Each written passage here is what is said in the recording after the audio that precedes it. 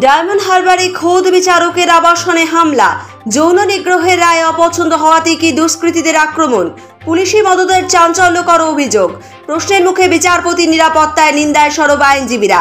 অন্যদিকে পূজালিতে গণেশ বন্দনায় উৎসাহ উদ্দীপনা, সঙ্গী বার্তা এখনো আসবো বিস্তারিত খবরে।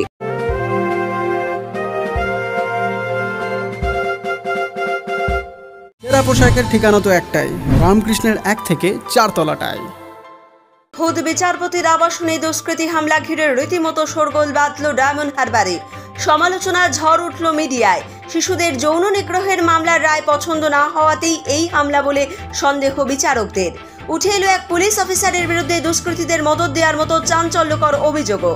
স্থানীয় সূত্রে খবর, বিদ্যুতের লাইন কাটতে আবাসনে জোর করে ঢোকার চেষ্টা করে দুষ্কৃতীরা। বাধা দেওয়ার প্রাণনাশের হুমকির মুখে পড়েন নিরাপত্তার দায়িত্বে থাকা পুলিশ কর্মীরাও। পুলিশের ওপর ভরসা নেই বলেই দক্ষিণ চব্বিশ পরগনার জেলা জজকে চিঠি লিখে অভিযোগ জানিয়েছেন ডায়মন্ড হারবার আদালতের বিচারকরা। পরিবার নিয়ে নিরাপদ বোধ করছেন না বলেই দাবি আতঙ্কিত বিচারকদের।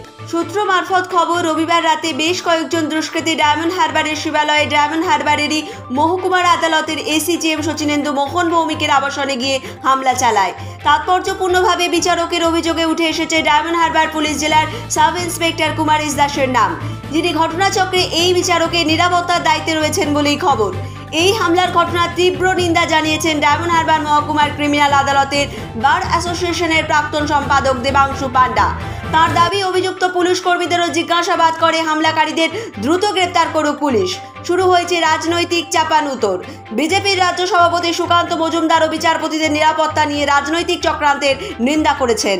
যদিও ডায়মন্ড হারবার পুলিশ জেলার পুলিশ সুপার রাহুল গোস্বামীর আশ্বাস, খুব দ্রুতই অভিযুক্তদের গ্রেপ্তার করা হবে। আজকের বিক্ষোভ তার একটাই উদ্দেশ্য। আজকের আমরা সকাল থেকে মিডিয়াতে দেখছেন যে একটা বাইট দেওয়া চলছে, বা সেখানে মিডিয়াতে বলা হচ্ছে যে ডায়মন্ড হারবার 158 বছরের বারকে কুলসিত করা হচ্ছে। সেই জন্য আমাদের এই প্রতিবাদ। কেননা একটা ভুল রং ইনফরমেশান কোর্টদের কাছে দেওয়া হচ্ছে। কোর্ট এখানে একটা অভিযোগ করেছেন যে তাদের সেফটি এবং সিকিউরিটি নিয়ে তারা চিন্তিত। কেন তাদের আবাসনে দেখা গেছে কেউ বা কারা দাঁড়িয়ে রয়েছে, তারা ভিতরে ঢোকেনি, আবাসনের বাইরে দাঁড়িয়ে রয়েছে। সেটাকে কমপ্লেন আকারে দেখানো হয়েছে যে ওই আবাসনকে ঘিরে তারা দুষ্কৃতীরা তাণ্ডব চালাচ্ছে, এবং সেখানে ওনাদের সেফটি অ্যান্ড সিকিউরিটি নিয়ে ওনারা খুব চিন্তিত। এই সেফটি সিকিউরিটি নিয়ে ওরা একটা স্বতঃস্ফূর্তভাবে একটা কমপ্লেন করেছেন মহামান্য ডিস্ট্রিক্ট জাজ আদালতে। ডিস্ট্রিক্ট জাজ সেটা প্রেরণ করেছেন হাইকোর্ট রেজিস্ট্রারের কাছে। সেই প্রসেস চলছে, এবং ওই যে দুষ্কৃতীদের তাণ্ডব যে কথাটা বলছেন সম্পূর্ণ মিথ্যা কথা। কেননা দুষ্কৃতীদেরকে যেভাবে দেখা গেছে, পুলিশ তাদেরকে আইডেন্টিফাই করে 2-4 জনকে অ্যারেস্ট করে রেখেছেন, তার প্রসিডিওর চলছে। বিচারক মণ্ডলী যে অভিযোগ করেছেন সম্পূর্ণ কাল্পনিক এবং মিথ্যা। আবাসনে এরকম কোনো ঘটনা ঘটেনি। যে ঘটনাটা ঘটেছে আমরা পুলিশ প্রশাসনের কাছ থেকে জানতে পেরেছি যে আবাসনের বাইরে দাঁড়িয়ে থাকা কিছু লোকজন, কারণ আবাসনটা মাঠের মধ্যে নয়, আবাসনটা হচ্ছে রাস্তার ধারে, এবং সেখান থেকে প্রচুর লোকজন, দিনে অন্তত লক্ষ লক্ষ লোকজন যাতায়াত করেন, গাড়ি নিয়েও যাতায়াত করেন, মাস মুভমেন্ট করেন। হঠাৎ করে রাতের বেলা একটা ক্যামোফ্লেজ তৈরি করা হলো যে দুষ্কৃতী তাণ্ডব চলছে। এরকম কোনো ঘটনা ঘটেনি, বা এরকম কোনো নিন্দনীয় ঘটনা যে পরিবেশন করা হচ্ছে এটা মিথ্যা। আমরা দেখাচ্ছি জুডিশিয়াল ডিপার্টমেন্টের বিরুদ্ধে বিক্ষোভ দেখাচ্ছি, কারণ তারা যে ক্যামোফ্লেজ তৈরি করেছে তাতে আমাদের 158 বছরের বারের ভাবমূর্তি নষ্ট। পূজালিতে ফ্রেন্ডস ফরএভার ক্লাবের উদ্যোগে অনুষ্ঠিত হলো গণেশ পূজা। সেই উপলক্ষে স্থানীয় মানুষের উৎসাহ উদ্দীপনা ছিল চোখে পড়ার মতো। 3 দিন ব্যাপী এই যজ্ঞে শামিল হয়েছিলেন এলাকার বিশিষ্ট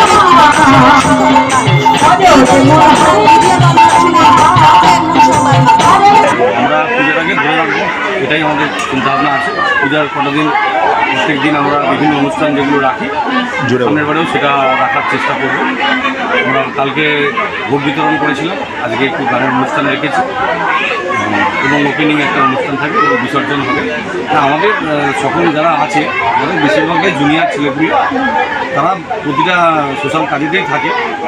তো আমরা চেষ্টা করব ভবিষ্যতে আরও অ্যাক্টিভ।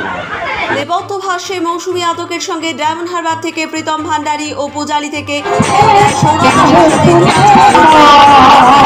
সেরা পোশাকের ঠিকানা তো একটাই, রামকৃষ্ণের 1 থেকে 4 তলাটায়।